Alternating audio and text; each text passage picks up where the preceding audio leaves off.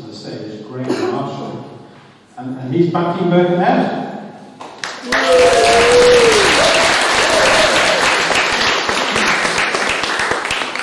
Right, thanks for having me. And how the hell do I follow those 5 previous talks? But back in Birkenhead is about building a community voice in Birkenhead. It's a play on words, it's about supporting the place, it's about turning. It's mostly about igniting a conversation about regeneration. This is a Victorian new town built on a grid. It has a famous Birkenhead Park there that inspired New York to build Central Park. But it wasn't a grandiose place, it was an industrial town.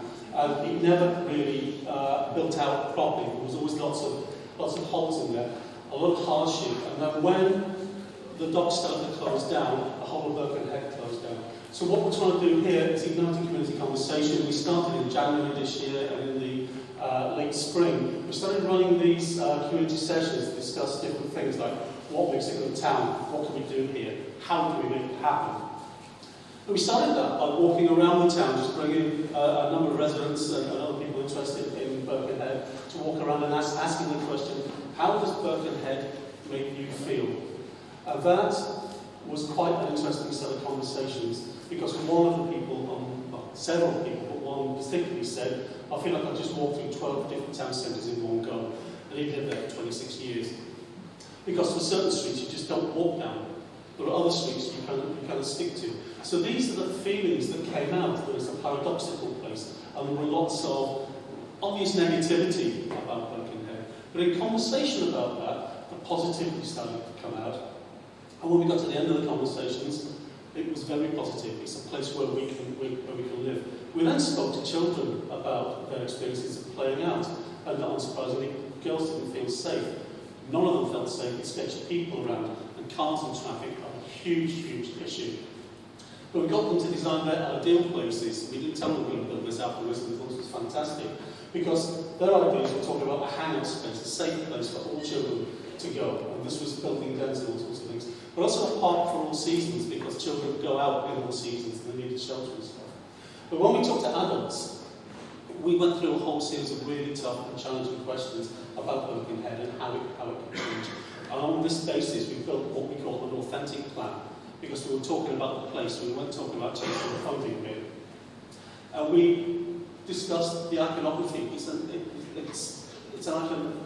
an iconography of big scale, it's an iconography of small scale, but it's also a key jigsaw piece in the middle of Birkenhead, in the middle of the regeneration.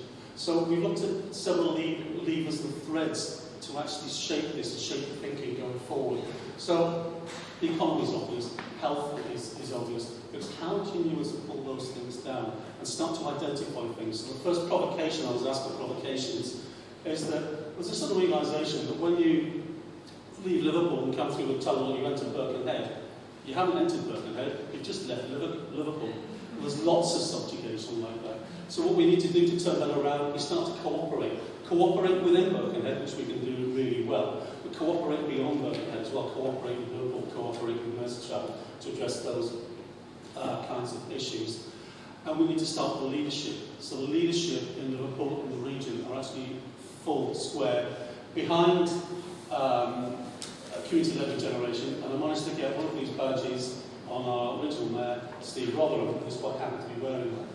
But we now have a plan that's emerging, and government is now starting to talk about funding for these things. But we haven't chased the funding, but we've got a plan that's ready, so the community is ready to lead on the regeneration of Birkenhead. But we're not about placemaking. That's an arrogant kind of thing, or I can say another provocation, an arrogant kind of thing that consultants do to places when they come in. They do some placemaking. What we're interested in is turning that around and talking, talking about placekeeping and having a respect for the community there, respect for the place that is there, and to get everybody involved in that and not be recipients of something else. And what we need to do to make things different is something called sustained impatience.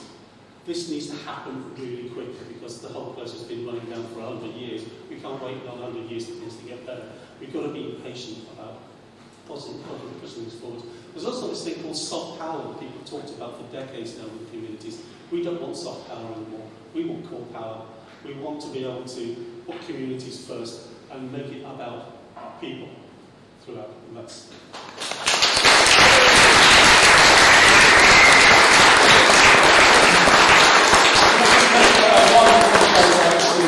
to Matt from Birkenhead, who's actually supported us. He's here tonight and he's hosted all of our meetings. And there are 5 other town team members in this audience, so we are going to the festival.